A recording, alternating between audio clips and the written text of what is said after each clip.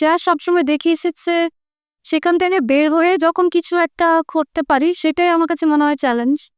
ওই চ্যালেঞ্জটা আমি নিয়েছি এবং আমার যা হল রিঅ্যাকশন, অডিয়েন্স রিঅ্যাকশন দেখছি, আমার মনে হয়েছে যে অডিয়েন্স এটাকে খুব ভালোভাবে গ্রহণ করে নিচ্ছে। I think that it's a party song, it's an end credit song. মানে মুভিটা শেষ হওয়ার পরে really not a party song and not a item song ছিল ভাই না, পার্টি সং বলতে পারো। আর আমাদের ইনফ্যাক্ট আরেকটা গান আছে যেটা আমি না আরেকজন শিল্পী, সো ওইটারে তো খুব তাড়াতাড়ি রিলিজ হবে আরেকটা ধামাকা উইক পেছা ছবিতে। সো ওইটাকে আপনি মোরালেস বলতে পারেন আরেকটা ডান্স লিখস।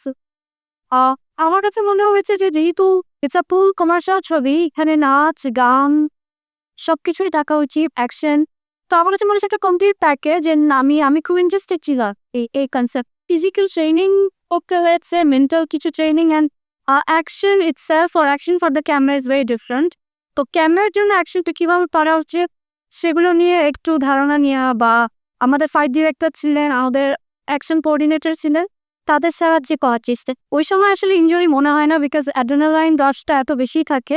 তখন উদ্দেশ্য থাকে যে কিভাবে আসলে সুন্দরভাবে ক্যামেরার সামনে নিজেকে প্রেজেন্ট করা।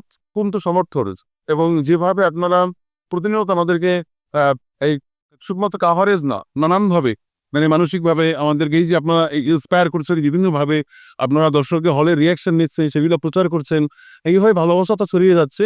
আমার মনে হয় সেটাই এখন আমরা চাই এটা আরো বেশি ছড়িয়ে যায়। কারণ যেটা যতটুকু হয়েছে তত ফিরিয়ে আনতে পারবো না। আমরা চাই এখন এই সিনেমাটা দেখে মানুষ যেটা বলে সেটা যত ছড়িয়ে যায়।